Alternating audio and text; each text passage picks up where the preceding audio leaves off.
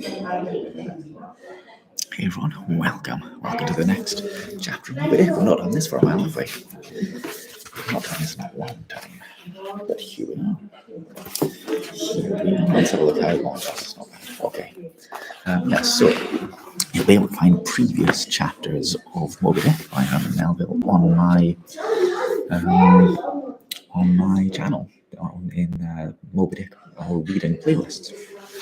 So my name's Andrew, if you don't know me, and I like to read things on YouTube. And this, by the way, is copyright free because it's out of copyright now. Herman Melville died more than 75 years ago, so I'm entitled and allowed to read it. We're in a coffee shop or a cafe, by the way, which is why it's so loud and noisy. And you might not be able to hear me. But let me know what it's like. So, chapter 108. Ahab and the Carpenter. The deck, first night watch. Carpenter, standing before his vice bench and by the light of two lanterns, busily filing the ivory joist for the leg, which joist is firmly fixed in the vice. Slabs of ivory, leather straps, pads, screws, and various tools of all sorts lying about the bench. Forward, the red flame of the forge is seen where the blacksmith is at work. Drat the file and drat the bone. That is hard which should be soft, and that is soft which should be hard. So we go. And so we go. Who file old jaws and shin bones? Let's try another. Aye, now this works better. Achoo. Hello, this bone is dusted. Achoo. Why, it's achoo. Yes, it's achoo. Bless my soul, it won't let me speak. This is what an old fellow gets now for working in dead lumber. I saw a live tree and you don't get this dust. Amputate a live bone and you don't get it. Achoo. Come, you old smut. There, bear a hand and let's have that ferrule and buckle screw. I'll be ready for them presently. Lucky now. There's no knee joint to make. That might puzzle a little, but a mere shin bone. Why, it's as easy as making hot poles. Only I should like to put a good finish on. Time. But if I had the time, I could turn him out as neat and a leg now as ever. Scrape to a lady in a parlour. Those buckskin legs and calves of legs I've seen in a shop window wouldn't compare at all. They soak water, they do, and of course get rheumatic and have to be doctored with washes and lotions, just like live legs. That's all right. Cook had to go emergency. Oh dear. Left me physically. Enjoy. Thank you.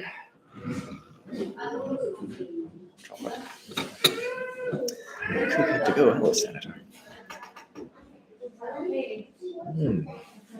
It's another nice cup. Right, where was I? That's the chair squeaking, not me. There, before I saw it off. Now, I must call his old mogul ship and see whether the length will be all right. Too short, if anything, I guess. That's the heel, and we are in luck. Here he comes. Or it's somebody else, that's Ahab advancing. During the ensuing scene, the carpenter continues sneezing at times. Well, manmaker. Just in time, sir. If the captain pleases, I will now mark the length. Let me measure, sir. Measured for a leg. Good. Well, it's not the first time about it. There, keep thy finger on it. This is a cogent device thou hast here, carpenter. Let me feel its grip once. So it does pinch some. Oh, sir, it will break bones. Beware.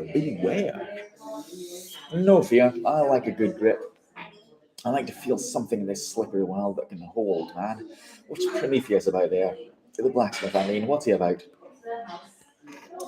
You must be forging the buckle screw, sir, now. Right. It's a partnership. He supplies the muscle part. He makes a fierce red flame there. Oh, aye, sir. You must have the white heat for this kind of fine work. So he must. I do deem it now a most meaning thing that the old Greek Prometheus, who made men, they say, should have been a blacksmith and animated them with fire. For what's made in fire must properly belong to fire. And so hell's probable how the suit flies. This must be the remainder the Greek made the Africans of. Carpenter, when he's through with that buckle, tell him to forge a pair of steel shoulder blades. There's a peddler aboard with a crushing pack. Sir? Hold, while Prometheus is about it, I'll order a complete man after a desirable pattern. Imprimus, 50 feet high in his socks, then chest modelled after the Thames Tunnel, then legs with roots for them to stay in one place, then arms 3 feet through the wrist, no heart at all, brass forehead, and about 1/4 of an acre of fine brains. And let me see, shall I order eyes to see outwards? No, but put a skylight on top of his head to illuminate inwards. There, take the order and go away. Wow. Imagine that. No eyes, but a skylight on top of the head.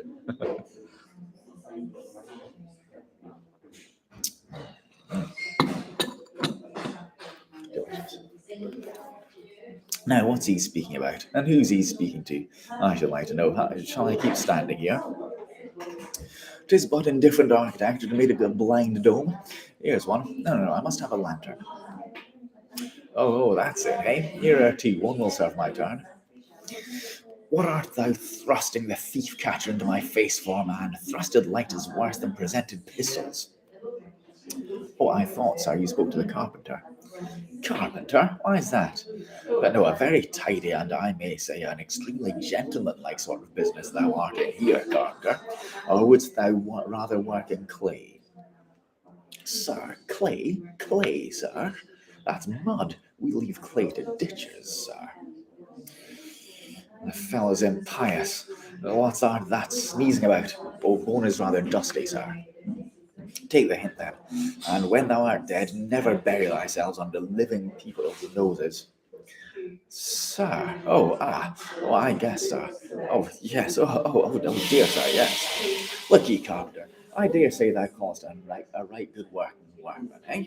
Well, will it speak thoroughly well for thy work if, when I come to mount this leg thou makest, I shall nevertheless feel another leg in the same identical place with it?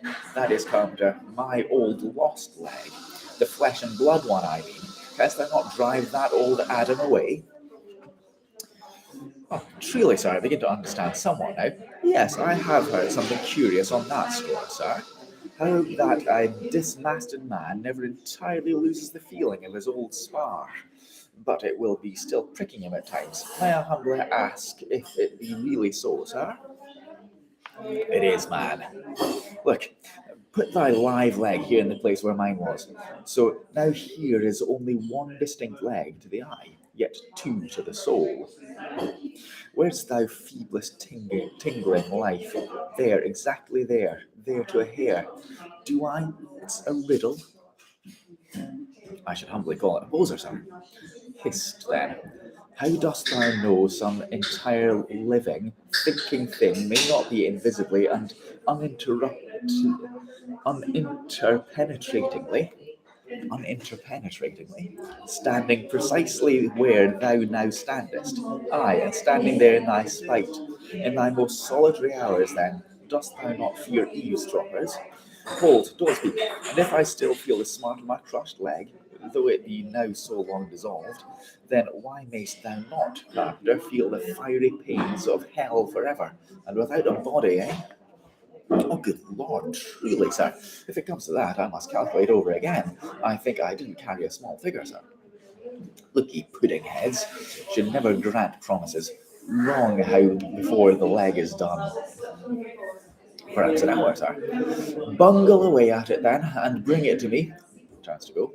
Oh, life, here I am, proud as a Greek god, and yet standing debtor to this blockhead for a bone to stand on. Cursed be that mortal interindebtedness, which will not do away with ledges. I'd be free as air, and I'm down in the whole world's books. I am so rich, I could have given bid with the wealthiest praetorians at the auction of the Roman Empire, which was the world's, and yet I owe for the flesh and the tongue I brag with. By heavens, I'll get a crucible and into it and dissolve myself down to one small compendious vertebrae. So,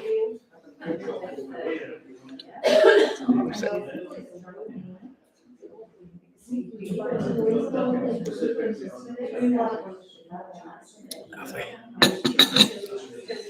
Carpenter resuming his work. Well. Stubb knows him best of all, and Stubb always says he's queer.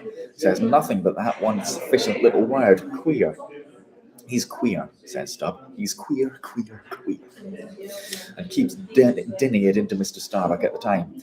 Queer, sir, queer, very queer. And here's his leg. Yes, now that I think of it, here's his bedfellow, has a stick of a whale's jawbone for a wife. And this is his leg. He'll stand on this. What was that now about one leg standing in three places? All that three places standing in one hell? How was that? Oh, I don't wonder he looked so scornful at me. I'm sort of a strange thought in this sometimes. They say, but that's only a haphazard like. Then a short little old body like me should never undertake to wade out into deep waters with tall heron-built captains. The water chucks you under the chin pretty quick, and there's a great cry for lifeboats. And here's the heron's leg. Long and slim, sure enough. Now, for most folks, one pair of legs lasts a lifetime, and that must be because they use them mercifully as a tender-hearted old lady uses her roly-poly old coach horses. I've lost my place. Oh, yes. But Ahab, he's a hard driver. Look, driven one leg to death and spavined the other for life, and now wears out bone legs by the cord. Hello there, you smut.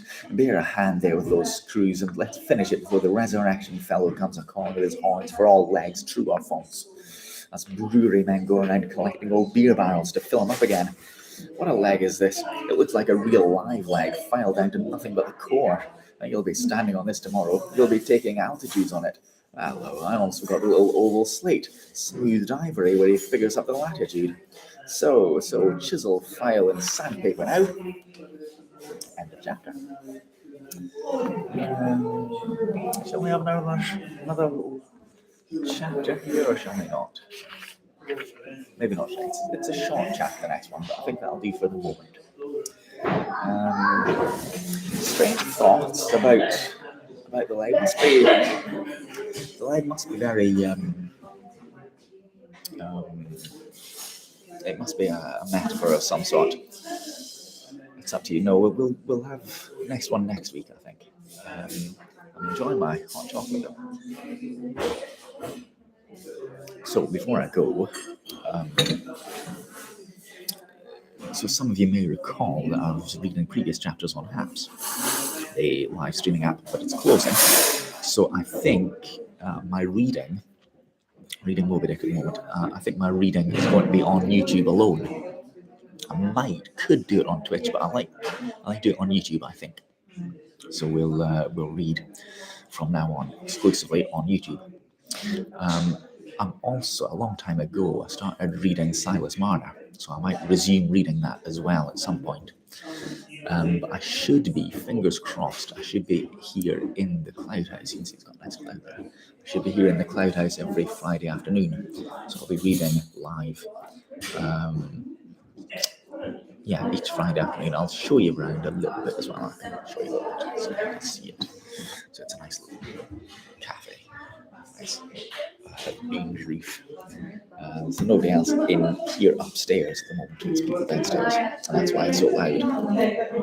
So I should be back here every Friday afternoon. It's sort of 2 or 2:30, that sort of time, reading the next few chapters. And you can watch the previous chapters as well, because we've read all of that, and we've not got that much to go.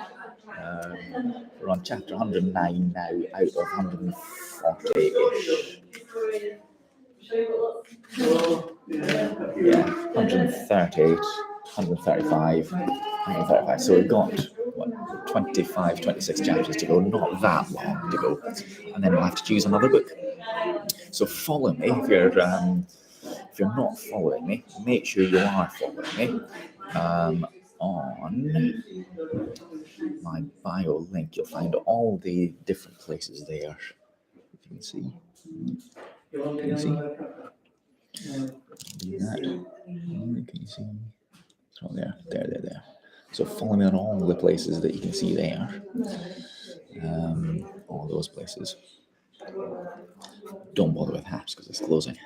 Yeah, I'll put it in the chat as well. So follow me. Oops, hang on. bio.link/899630 there. So follow me there. All the different places, all of that. There's a lot to see. And I'll see you next week, hopefully. Fingers crossed, as I say, for the next chapter or two. Thanks for watching. Bye.